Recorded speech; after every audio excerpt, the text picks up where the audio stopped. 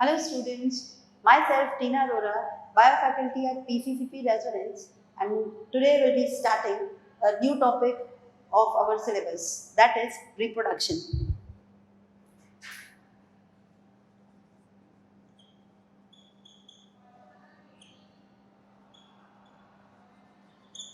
So the topic will be starting will be reproduction. So let us start. What is reproduction?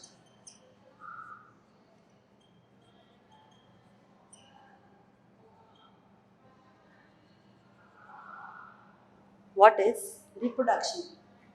Reproduction एक ऐसा process है, एक ऐसा biological process है जिसमें एक ऑर्गेनिज्म अपने यंग वन को प्रोड्यूस करता है।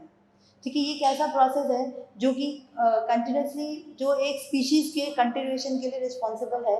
It is a very important biological process जिसमें एक ऑर्गेनिज्म अपने यंग वन को प्रोड्यूस करता है। It is a biological process in which an organism produces its young one similar to itself. वो जो यंग वन प्रोड्यूस करता है, या तो वो इधर it gives birth to the young one और it produces the young one by laying eggs. तो दो प्रोसेस से यंग वन प्रोड्यूस कर सकता है। ठीक है, तो it is a very important biological process which is also responsible for the maintenance of the species on this अर्थ। तो रिप्रोडक्शन क्या होता है? एक ऐसा प्रोसेस होता है जिसमें एक ऑर्गेनिज्म अपने यंग वन को प्रोड्यूस करता है। It is a biological process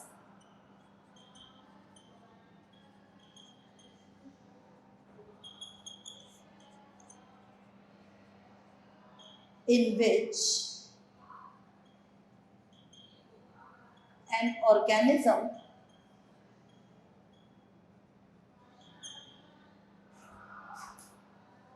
produces its young one similar to itself.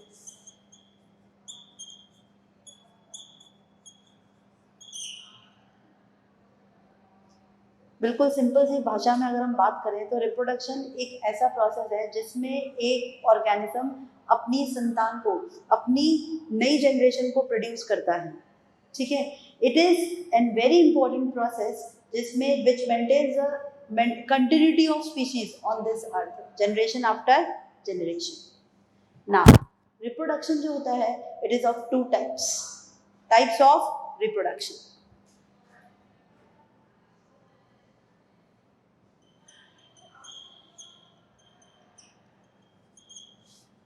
Types of reproduction. Reproduction कितनी तरीके का होता है? दो तरीके का होता है, two types. One is asexual reproduction and another is sexual reproduction.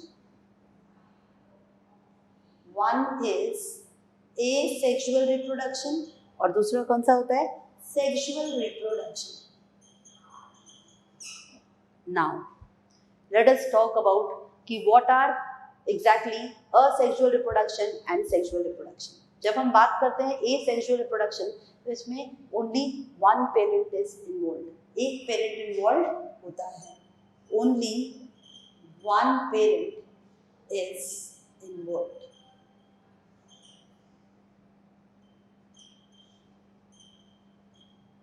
But sexual reproduction में two parents are involved.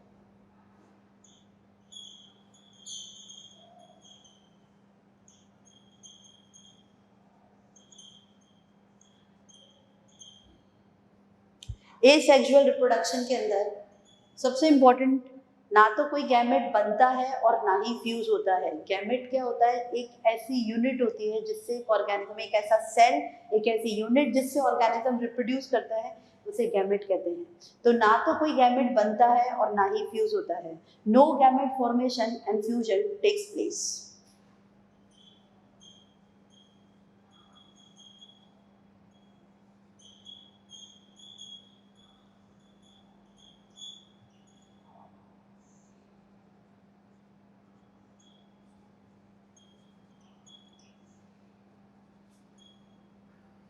पर सेक्सुअल रिप्रोडक्शन में गैमेट बनता भी है और फ्यूज भी होता है, गैमेट फॉर्मेशन भी होता है और फ्यूजन भी होता है।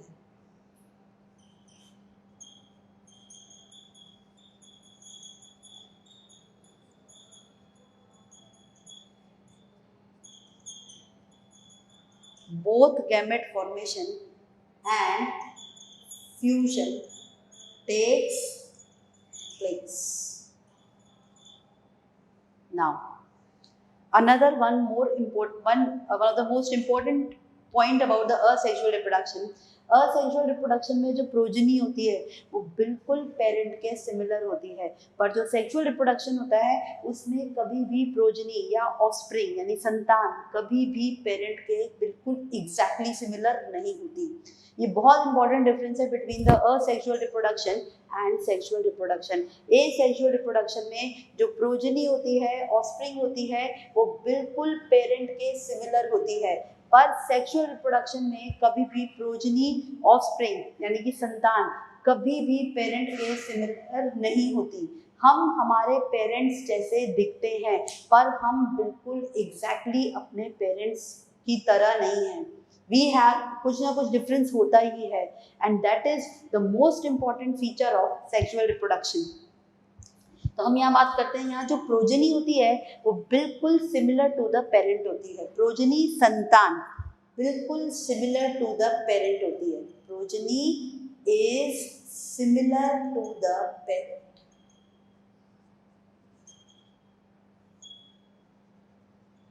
पर यहाँ पे कभी भी प्रोजनी सिमिलर या आइडेंटिकल पेरेंट के नहीं होती।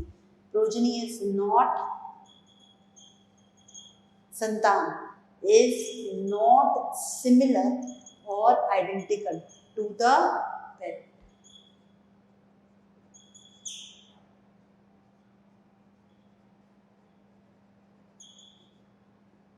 असेक्सुअल रिप्रोडक्शन ज़्यादातर कुछ लोअर प्लांट्स द्वारा एग्जिबिट किया जाता है, जिसमें एग्जाम्पल देते हैं हम लोग ईस्ट, हाइड्रा एटसेट्रा। और सेक्सुअल रिप्रोडक्शन बहुत ही मतलब अच्छे हायर ऑर्गेनिजम्स में पाया जाता है, ठीक है, कुछ हायर ऑर्गेनिजम्स में पाया जाता है जैसे कि हायर प्लांट्स, हायर एनिमल्स, और भी ऑर्गेनिजम्स में पाया जाता है। बैक्टीरिया में भी सेक्सुअल रिप्रोडक्शन होता है, पर it is generally found in some higher organisms. Example जैसे cat, dog, man, higher plants etcetera.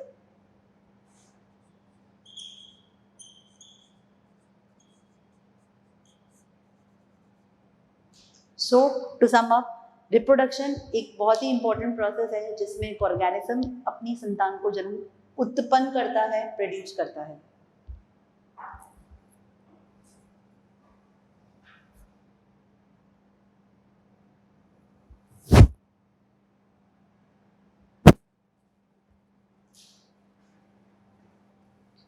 Let us proceed further, students. This was the types of reproduction. Now we'll be dealing with asexual reproduction in details.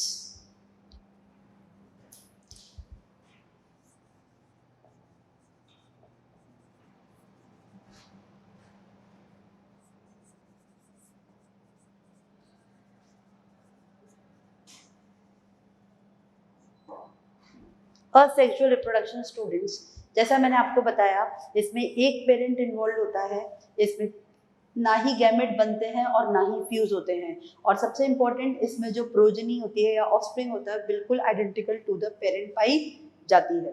तो this is the asexual reproduction जिसमें सिर्फ एक ही parent involve होता है, that is it is uniparental. इसे uniparental कहा जाता है। Now further moving on, we'll be starting with types of asexual reproduction या फिर methods of asexual reproduction. Methods of asexual reproduction.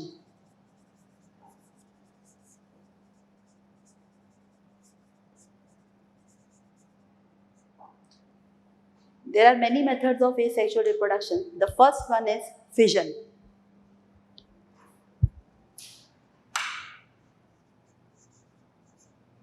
First method is fission. Fission मतलब क्या होता है? ब्रेक। फिजन मतलब ब्रेक, ठीक है। तो फिजन में भी हम लोग दो मेथड्स के बारे में बात करेंगे, एक है बाइनरी फिजन और एक है मल्टीपल फिजन। तो first in this fission, fission मतलब ब्रेकिंग, ओके। तो फिजन के अंदर जो पहला प्रोसेस है वो कौन सा है? Binary fission. Binary fission. Bi का मतलब क्या होता है? टू, और फिजन का मतलब क्या होता है? ब्रेक। बाय का मतलब टू, फिजन का मतलब ब्रेक। जब एक पेरेंट बॉडी डिवाइड करके दो इंडिविजुअल्स या दो डॉटर सेल्स को बनाती है तो उसे बाइनरी फिजन कहा जाता है। The process in which the parent cell divides and forms two daughter cells या two new individuals, the process is called as binary fission. ये सबसे कॉमनली अमीबा में, पैरामीशियम में पाया जाता है। Whenever we are mentioning any method, तो सबसे important thing is that कि we should always mention the examples. Examples mention करना बहुत जरूरी है। Then only the content of the question, the content of answer is completed. ठीक है, तो हम बात करते हैं बाइनरी फिजन। बाय मतलब टू, फिजन मतलब ब्रेक। जब भी एक पेरेंट सेल डिवाइड करके दो डॉटर सेल्स बनाता है उस प्रोसेस को बाइनरी फिजन कहते हैं। एग्जाम्पल अमीबा और पैरामीशियम।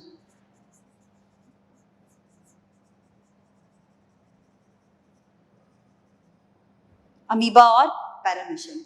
तो व्हेन अ पेरेंट सेल या parent body divides and forms two daughter cells, the process is called as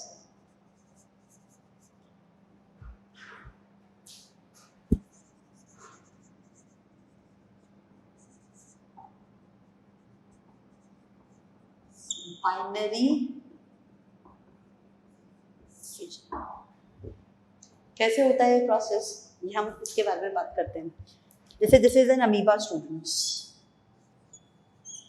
ये nucleus and this is cytoplasm. This is nucleus और ये क्या है? साइटोप्लाज्म। जब सेल डिवाइड करने लगता है तो पहले न्यूक्लियस डिवाइड होता है और फिर साइटोप्लाज्म डिवाइड होता है। तो nucleus starts dividing, nucleus starts dividing. जब भी सेल डिवाइड करता है तो first karyokinesis is followed by cytokinesis. एक बहुत इंपॉर्टेंट, मतलब इसको सेल डिवीजन का एक फॉर्मूला कहा जाता है। तो जिसमें पहले न्यूक्लियस डिवाइड होता है फिर साइटोप्लाज्म डिवाइड होता है। तो nucleus starts dividing,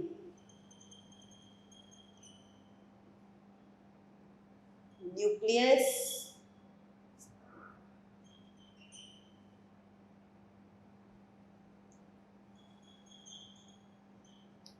starts dividing. Now the cytoplasm divides.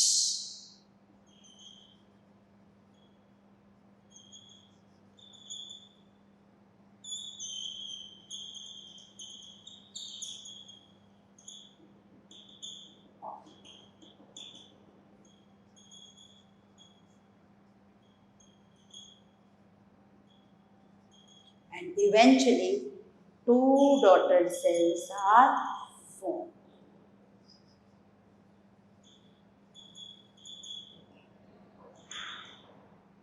Two daughter cells are formed.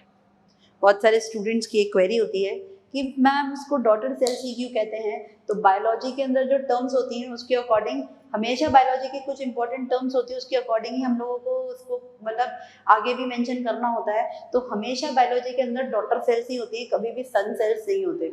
Okay students, now continuing with the topic, we were there with fission students. हम लोग fission के बारे में बात कर रहे थे, ठीक है। तो first method was fission as we were talking further. तो फिजन का जो सेकंड मेथड है उसको हम बोलते हैं multiple fission. Multiple fission, multiple का मतलब होता है मैनी और फिजन का मतलब क्या होता है? ब्रेक। मल्टी मतलब मैनी और फिजन मतलब ब्रेक। जब एक पेरेंट सेल डिवाइड करके बहुत सारे डॉटर सेल्स बनाता है उस प्रोसेस को मल्टीपल फिजन कहा जाता है। और एग्जाम्पल प्लाज्मोडियम। जैसे मैंने आपको कहा कि हर मेथड में it is very important to mention the example also. तो यहाँ पे एग्जाम्पल प्लाज्मोडियम, तो when a parent cell divides and forms, when a parent cell divides and forms many daughter cells,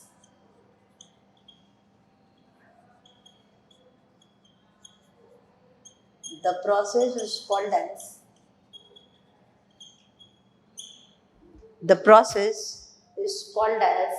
multiple fission.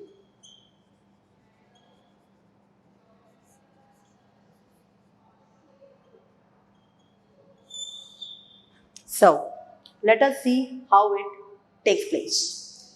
See, this is a parent cell. ये एक parent cell है Plasmodium का.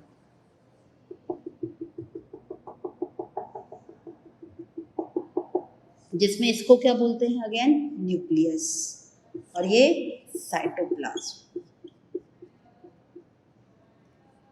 वहां पे जो न्यूक्लियस है वो एक बार डिवाइड हुआ था और 2 डॉटर न्यूक्लियाई बने थे. यहाँ पे न्यूक्लियस बहुत बार डिवाइड करता है. Nucleus divides many times. यहाँ पे न्यूक्लियस बहुत बार डिवाइड करता है और बहुत सारे डॉटर न्यूक्लियाई बनाता है.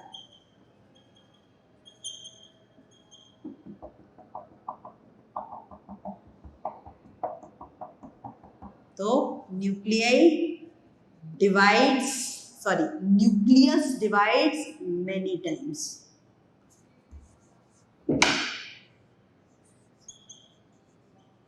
Nucleus divides many times. बहुत बार डिवाइड कर जाता है, बहुत सारे न्यूक्लियाई बनते हैं और ये बहुत सारे न्यूक्लियाई साइटोप्लाज्म लेकर सेल वॉल की फॉर्मेशन करते हैं और बहुत सारे डॉटर सेल्स बन जाते हैं.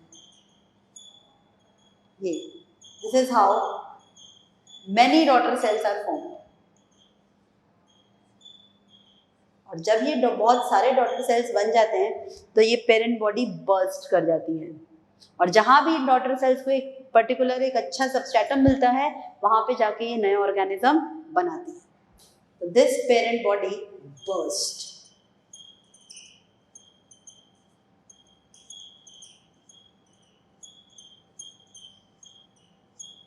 Parent cell burst. और जहाँ भी ये जाते हैं वहाँ पे एक नए ऑर्गेनिज्म बनाते हैं. तो this is how the multiple fission takes place. Now let us start with the second method, that is budding.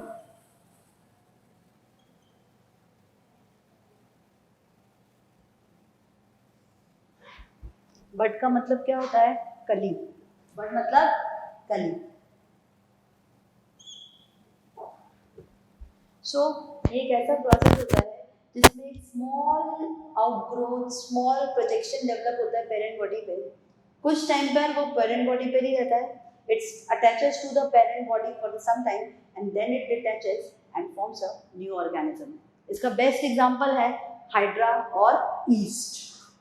Example hydra और ईस्ट, जिसके अंदर क्या होता है कि एक small outgrowth, small bud develop हो जाती है पेरेंट बॉडी पे. थोड़े टाइम तक पेरेंट बॉडी पे ही अटैच रहती है and afterward it separates and forms a new organism. In this process a small outgrowth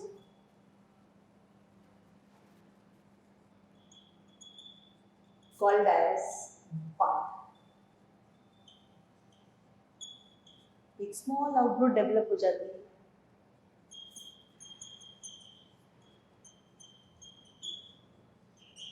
Develops on the parent body.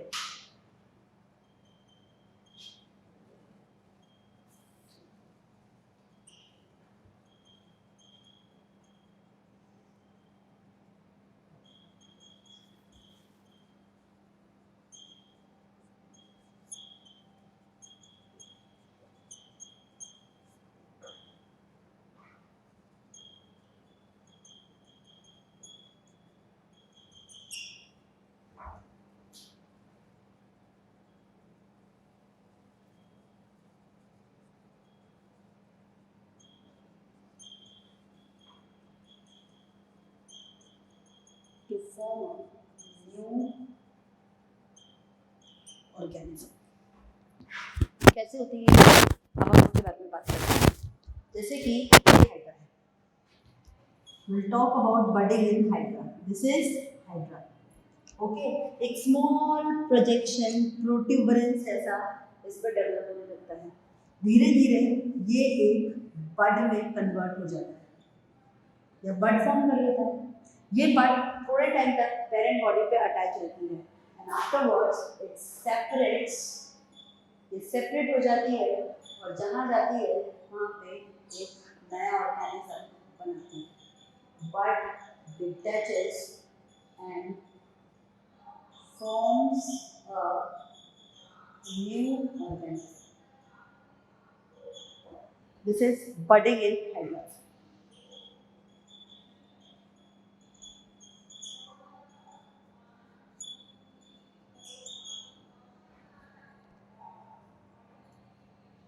ऐसे ही ईस्ट में भी बडिंग होती है. ईस्ट की बडिंग के बारे में हम बात करते हैं. This is how the budding in hydra takes place. Now further we talk about budding in east.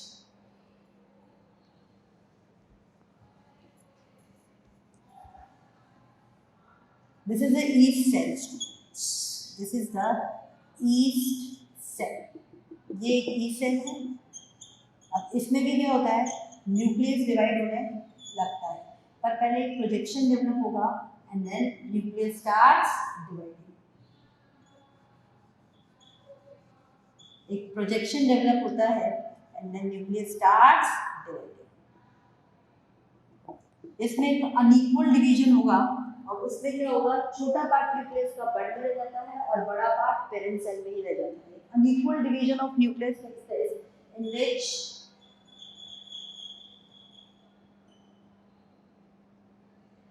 बड़ा पार्ट न्यूक्लियस का पेरेंट सेल में रह जाता है और छोटा पार्ट जो है वो बड में चला जाता है. And this is how a bud is formed. This is budding in east. This is budding in east.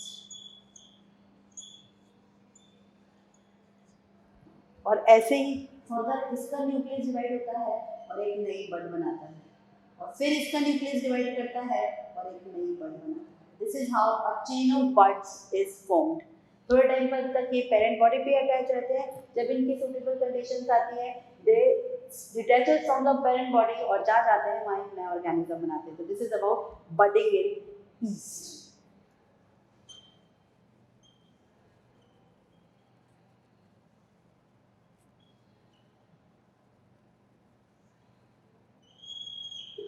Fragmentation as the name suggest. Fragments में टूटना, टुकड़ों में टूटना. फ्रेगमेंट का मतलब होता है टुकड़ों में टूटना. टुकड़े मतलब फ्रेगमेंट मतलब टुकड़े. ठीक है. तो इस प्रोसेस के अंदर एक organism is broken into pieces और हर पीस से एक नया ऑर्गेनिज्म बन जाता है.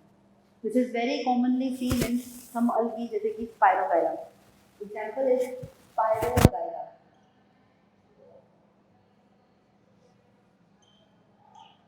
इस प्रोसेस के अंदर क्या होता है, एक पेरेंट सेल होता है जो कि it is broken down into pieces और हर पीस ग्रो करके एक नया ऑर्गेनिज्म बनाता है.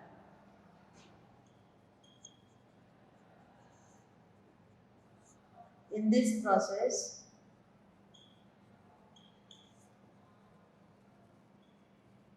the parent cell is broken down.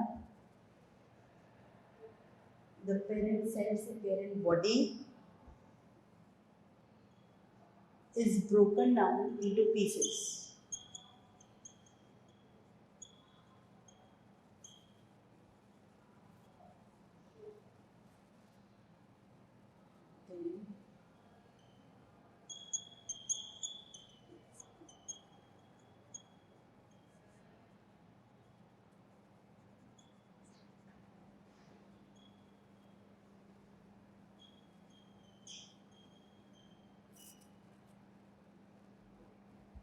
जैसे हम देखते हैं ये spirogyra.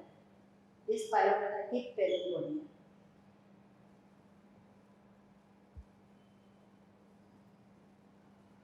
It is broken down into two pieces.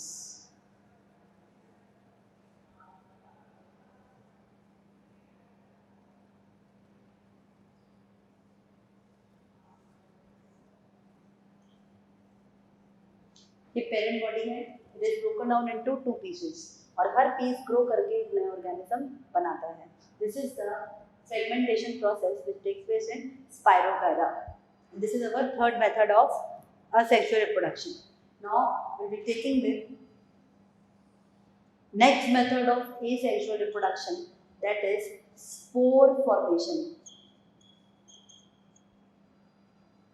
Spore formation में क्या होता है कि कुछ मतलब स्पोर्स फॉर्म होते हैं. स्पोर जैसे बीज जैसे स्ट्रक्चर्स बनते हैं, वो एक स्ट्रक्चर में बनते हैं, ठीक है. फिर जब ये बीज अच्छे तरीके से बन जाते हैं, then they are liberated into the air and from each spore a new organism develops. ये प्रोसेस बेसिकली बैक्टीरिया और फंजाई में बहुत कॉमन है और फंजाई के अंदर और भी ज़्यादा कॉमन है, ठीक है. इसमें क्या होता है, स्पोर्स बनते हैं. स्पोर्स जो है वो एक स्ट्रक्चर में बन जाते हैं एंड देन स्ट्रक्चर जिसे स्पोरेंजियम कहते हैं. कभी भी किसी भी वर्ड के पीछे जब एंजियम वर्ड आता है, एंजियम का मतलब होता है घर. जब हम बोलेंगे कि spores are formed in sporangium, मतलब spores are present in their own home, that is sporangium. Spore के घर को स्पोरेंजियम कहा जाता है, ठीक है. तो इस प्रोसेस के अंदर क्या होता है, स्पोर्स आर फॉर्म्ड.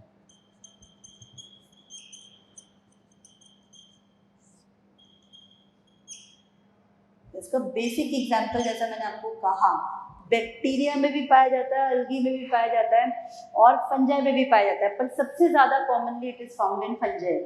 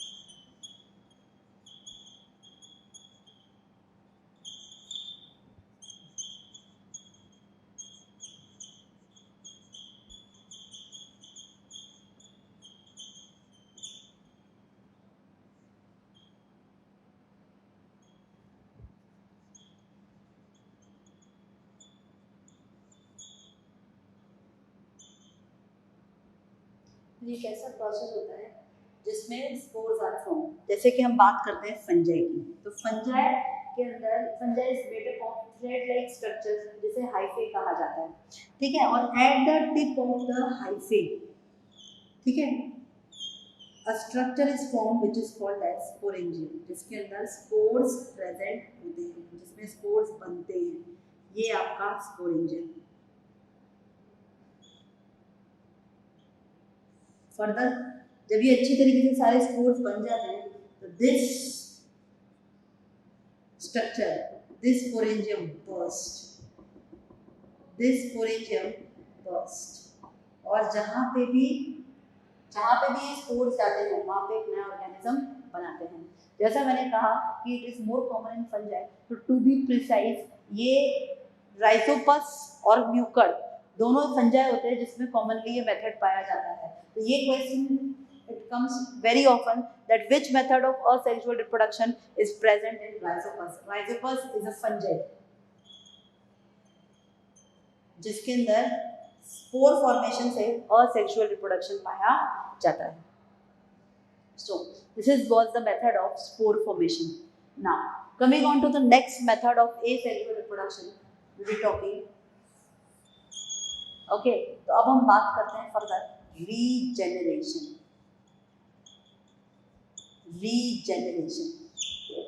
रीजेनरेशन छिपकली की जो पूंछ होती है वो कट जाती है, वो वापस आ जाती है, that is the process of regeneration. Starfish की भी अगर एक आंख टूट जाती है वो वापस आ जाती है, that is the process of regeneration. Regeneration एक ऐसा प्रोसेस है जिसमें ऑर्गेनिज्म आर एबल टू, या organism in which the organism replaces their, या organism can form their lost body parts. और ये एसेक्सुअल रिप्रोडक्शन का भी मेथड के फॉर्म में इसको स्टडी किया जा सकता है. It is the process, it is the ability of an organism to replace its lost body parts.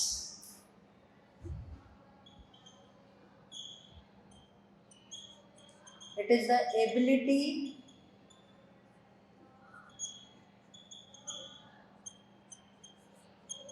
of an organism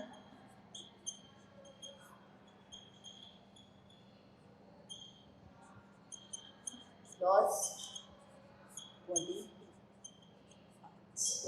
पर जैसे मैंने आपको छिपकली का एग्जांपल दिया, स्टारफिश का एग्जांपल दिया, उनमें रीजनरेशन होता है और it is not the method of reproduction in lizard and starfish, but in planaria it is the method of reproduction in planaria. तो इसका जो यहाँ पे जब असेक्सुअल रिप्रोडक्शन की हम बात करते हैं तो उसमें जो एग्जांपल देंगे हम कि एग्जांपल की किसमें रीजनरेशन के थ्रू असेक्सुअल रिप्रोडक्शन होता है, तो एग्जांपल इज प्लेनेरिया.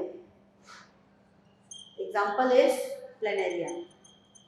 प्लेनेरिया एक प्लेटीहेल्मिन्थीज होता है, फ्लैट वॉर्म होता है, फ्लैट वॉर्म्स के अंदर आता है ये, ठीक है. तो ये प्लेनेरिया कुछ ऐसा दिखाई देता है.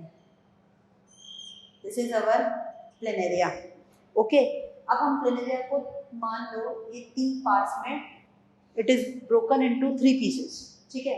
तो हम यहाँ बात करते हैं, ये ऐसा हो गया, ठीक है, फिर ये बीच वाला पार्ट हो गया, ठीक है, और फिर ये लास्ट वाला पार्ट हो गया.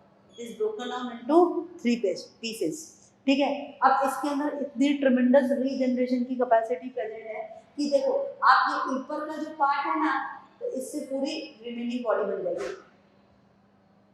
जो बीच वाला पार्ट है उससे रिमेनिंग बॉडी बन जाएगी,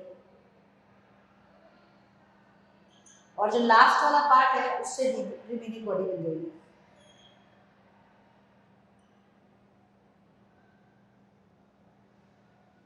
This is how 3 planaria are formed.